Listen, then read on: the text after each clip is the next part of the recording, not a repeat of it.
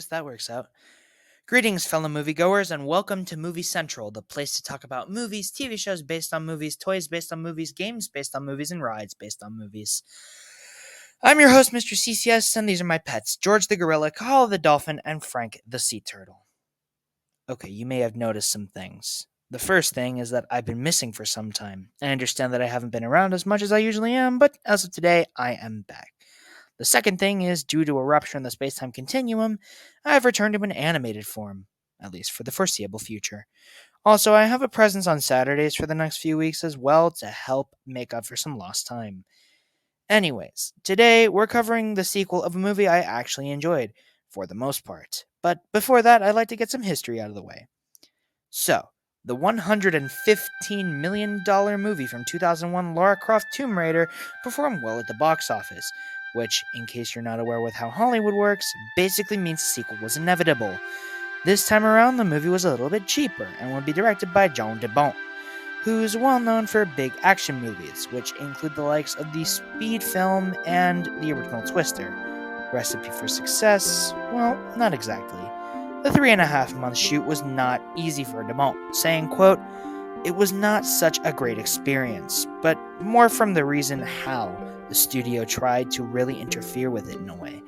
And the thing itself is that the makers of the game were also involved, and they never told me that they also have a say in the story.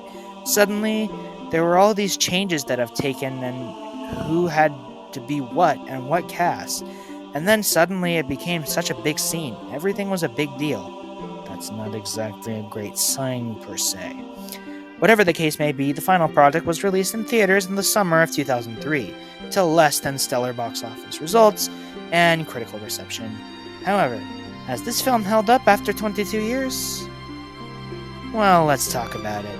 This is Lara Croft Tomb Raider, the Cradle of Life.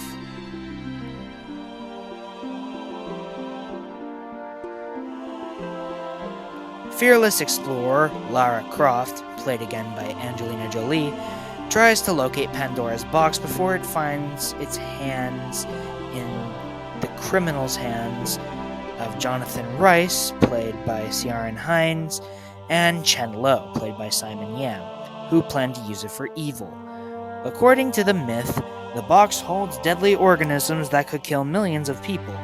With her old partner Terry, played by Gerard Butler, Croft goes on a hunt that takes her from Europe to Asia to Africa, where pal Kosa, played by Jaimon Hansu, helps her. Along the way, Croft rappels down cliffs, scuba dives, and decimates any male opponents. Okay, so you guys know that I gave the first film a positive score, and I was kinda hoping to do the same thing for this one, seeing as how I thought the tone would be similar. However, to my disappointment, I found this film to be very underwhelming, too corny for my taste, and just straight up boring. I swear to God, I checked my phone and my watch way too many times throughout the course of the runtime.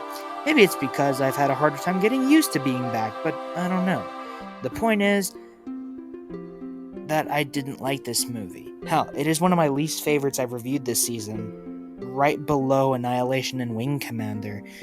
There are other reasons why I didn't latch onto this one besides the story, and I'm about to explain that right now. For the first time in a long time, I didn't like any of these characters or see any merit in any of them.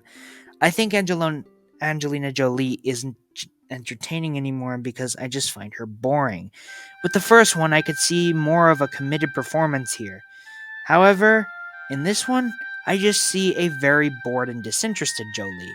Gerard Butler, someone I really love, also doesn't have as much natural charisma he tends to have.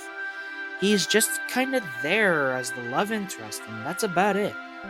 Hillary and Bryce have barely anything to do. Jaimon Hansu is wasted, and the villain is only notable based on his actor and his brutality. Yeah, none of these characters were interesting to me, and only a few of them had things actually notable. Sad. The VFX is hit and miss. On the one hand, the practical effects, locations, and stunts are great, but the CGI is just so unfinished. This was released the same year as Pirates of the Caribbean and Return of the King, and those movies still hold up visually. This, on the other hand, doesn't. The music, forgettable. It's just some licensed music and painfully generic adventure music. And it was conducted by Alan Silvestri. I hate that they misused him here. Finally, we have the action, which I found exciting in concept but stupid and questionable in execution. All of the advanced technology, topped with shark surfing, riding a motorcycle on the Great Wall of China, giant weird xenomorph knockoffs. Just what? Why am I watching a live action cartoon? The only action scene I found interesting and exciting is Lara's one-on-one fight with that one guy, but that's it. Sorry for the shorter review, especially for my returning one, and honestly, one I never thought I'd get back to. I just don't have anything to say about this one. It's just an awful movie and probably one of the worst sequels I've ever seen, which is why it gets a 1 out of 10. Yeah, this isn't the greatest thing to start off with. Yeah, this wasn't the best movie to return to. Hopefully, however, it'll be better than Saturday's review, which you'll see in no time.